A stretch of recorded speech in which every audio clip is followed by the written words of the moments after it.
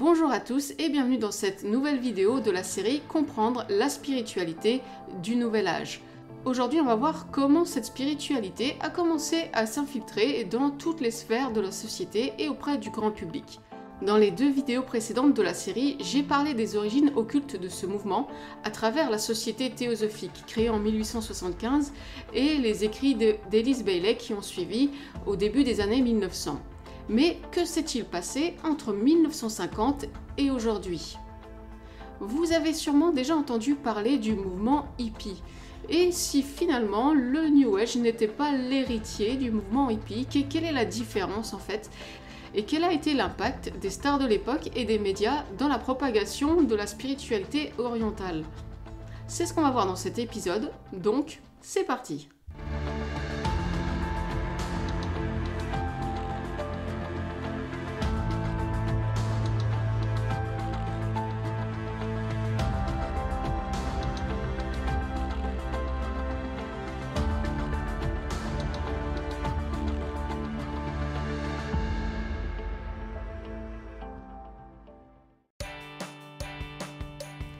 Le mouvement hippie.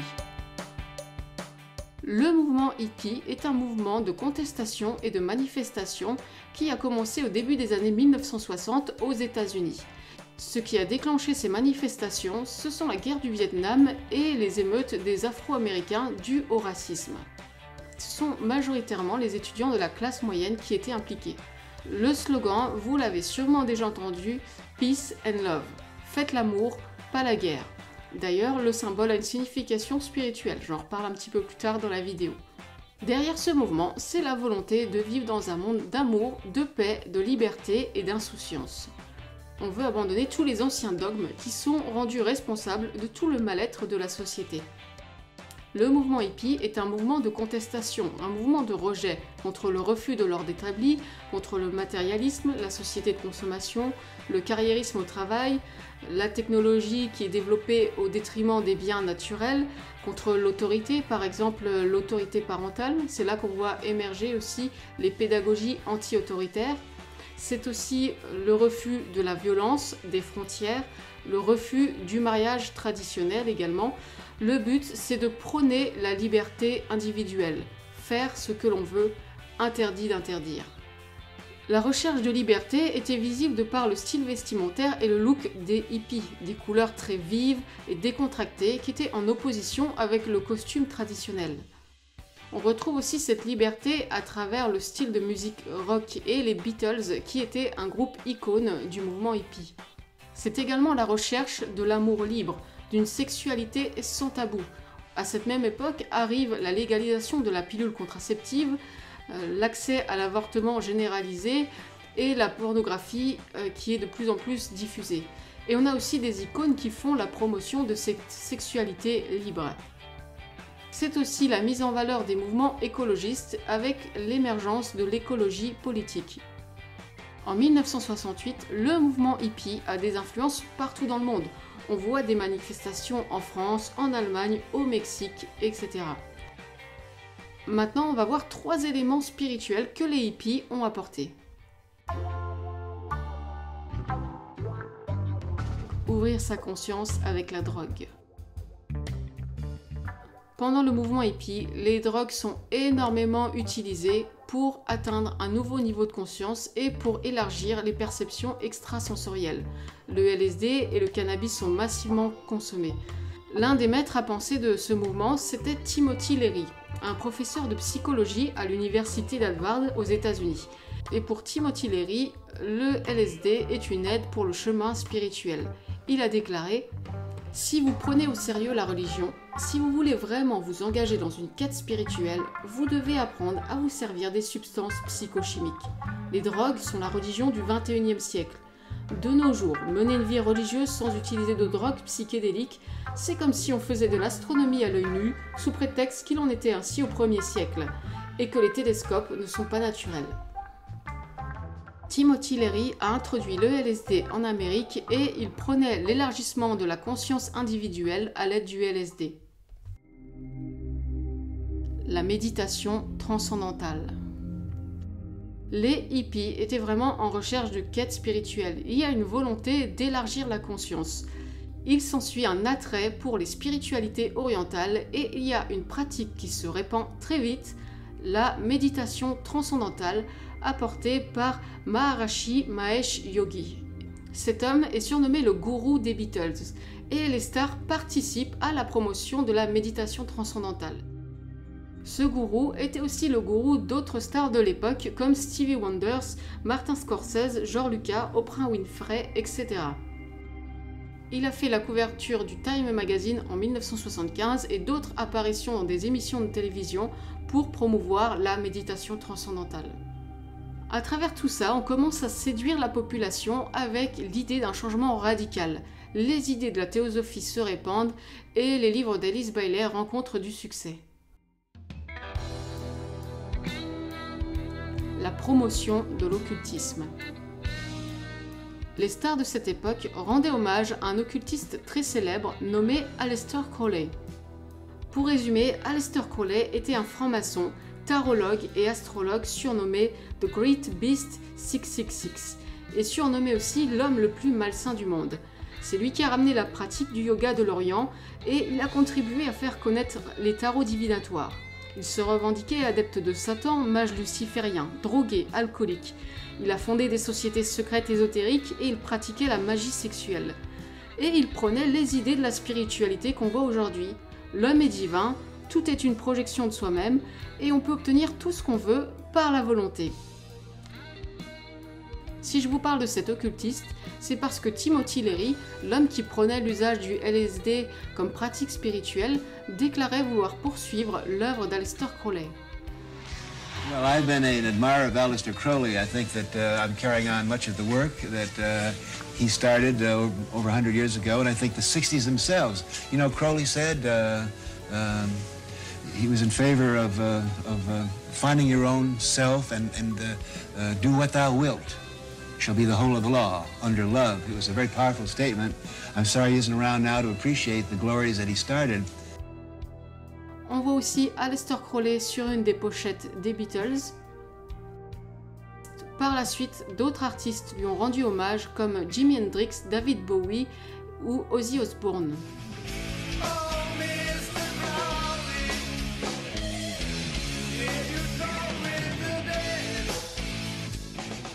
Ici, on commence à voir la promotion de l'occultisme dans la culture populaire. Le symbole Peace and Love. Ce symbole signifie la paix, peu importe le contexte. Officiellement, il a été inventé en 1958 pour créer un logo anti-armement nucléaire. Il utilise deux lettres de l'alphabet sémaphore, qui est l'alphabet avec les drapeaux, dont la lettre N pour nucléaire et la lettre D pour désarmement. La personne qui a commandé ce logo est Bertrand Russell, un aristocrate anglais et homme politique. Il se présente comme un libre penseur et humaniste. À savoir que c'était aussi quelqu'un qui était un militant anti-religieux et qu'il considérait la religion comme des systèmes de cruauté inspirés par la peur et l'ignorance. En recherchant la signification de ce symbole, on peut voir qu'il a des origines plus anciennes. Ce symbole est connu comme la rune de la mort. C'est un occultiste autrichien du milieu du XIXe siècle, Guido von List, quelqu'un qui a eu une influence majeure sur le développement de l'occultisme au sein du nazisme. Il a fondé un mouvement idéologique ésotérique occulte et il a inclus dans l'alphabet de runes une rune de la vie inversée qui est appelée la rune de la mort. Dans les significations de symboles, j'ai pu voir aussi que ce symbole était appelé la croix de Néron ou encore la croix de Satan. Néron, c'était un empereur romain qui avait une haine des chrétiens et qu'il manifestait en les persécutant et en les torturant.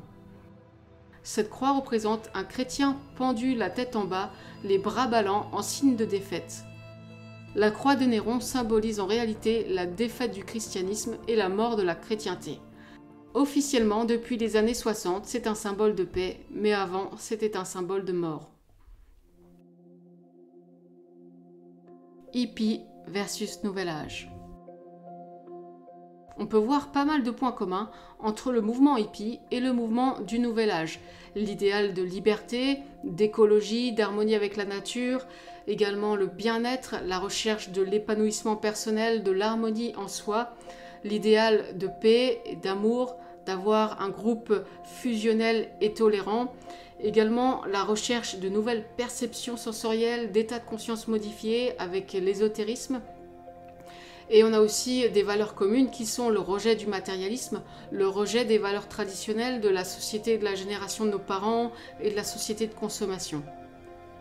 Pour les différences, on notera la population. Le mouvement hippie concernait les jeunes étudiants, alors que le mouvement Nouvel Âge touche les personnes de tout âge. Au niveau du style vestimentaire, on ne distingue pas forcément les personnes du Nouvel Âge, si ce n'est qu'il peut y avoir quelques couleurs vives parfois, ou la couleur blanche qui est utilisée comme symbole de pureté.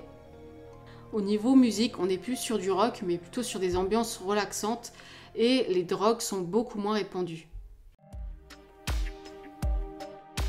Les premiers instituts Nouvel Âge.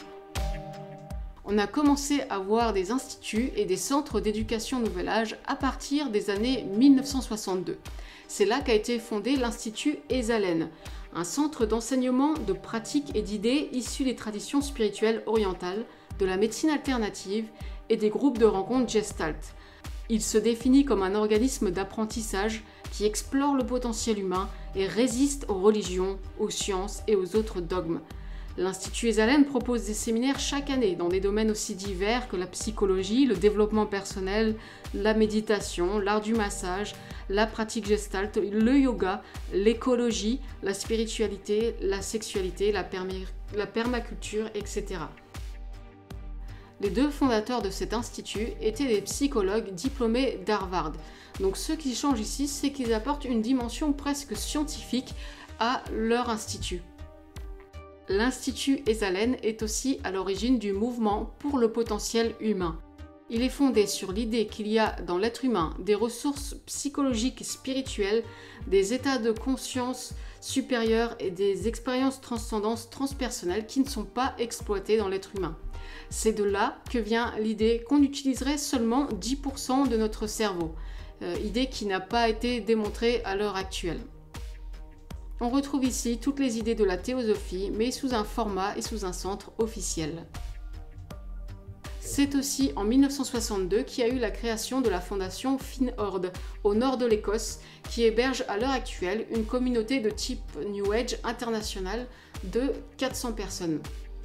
La fondation Finord a été fondée par 3 personnes, dont Hélène Cady, l'auteur de La Petite Voix, Méditation quotidienne. C'est un éco-village basé sur un terrain peu fertile, mais ils ont réussi à avoir des énormes récoltes et notamment des énormes choux grâce à leur communication avec les esprits de la nature. Les années 70. Dans les années 70, avec la fin de la guerre du Vietnam, avec les polémiques sur l'usage des drogues, avec la mort des icônes du mouvement, le mouvement hippie commence à prendre fin mais sans disparaître complètement. L'esprit continue d'évoluer dans des nouvelles formes culturelles.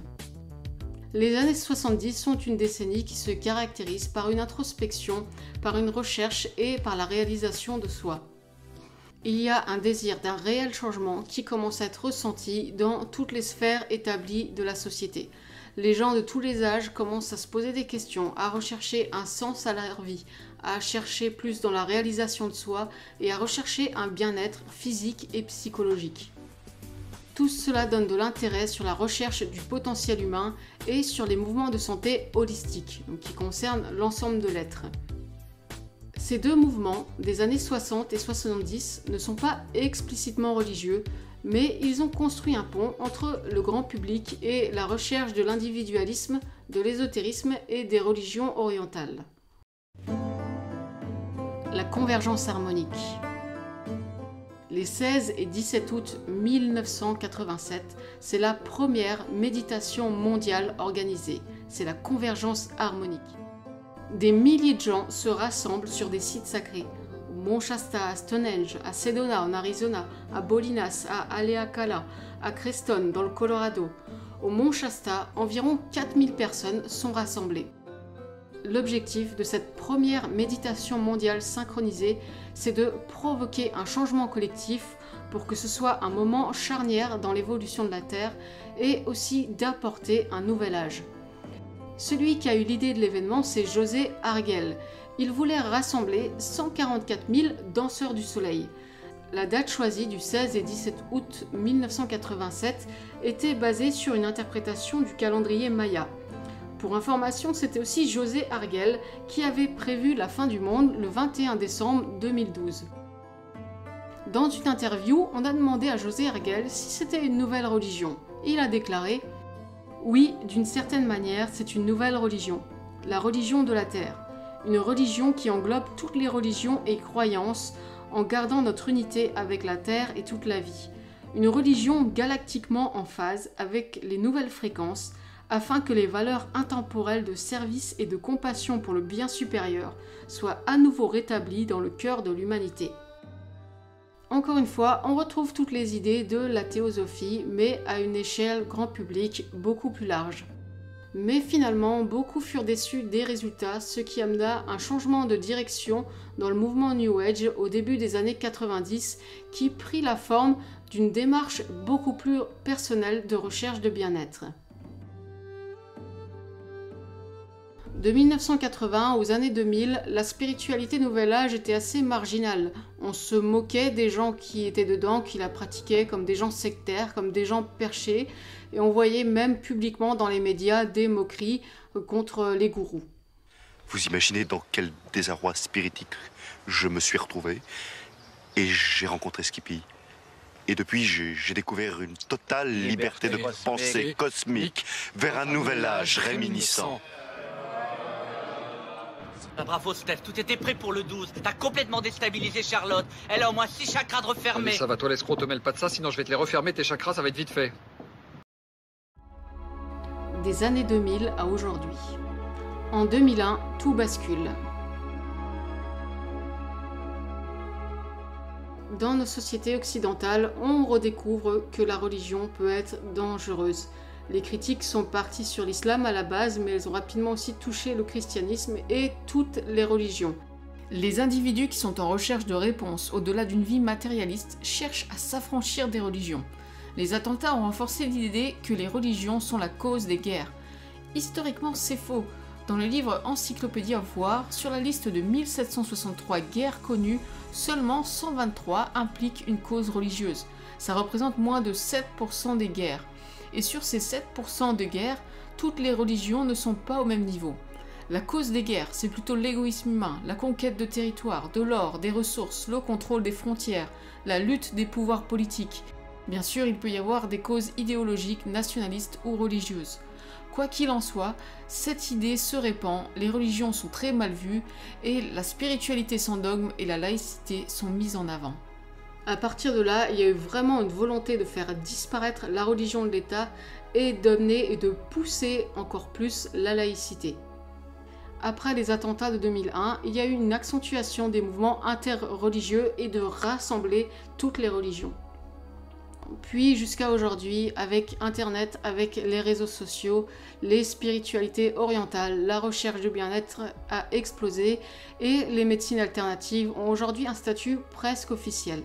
Et on continue d'aller dans cette direction où la spiritualité Nouvel Âge va être diffusée de plus en plus dans toutes les sphères de la société. Avec cette vidéo et les deux précédentes, on a pu voir l'origine de la spiritualité Nouvel Âge depuis ses racines occultes jusqu'à aujourd'hui dans le grand public. Dans la prochaine vidéo, je vous parlerai de ce qu'il y a derrière le terme Nouvel Âge, l'âge du Verseau. Qu'est-ce que ça veut dire ?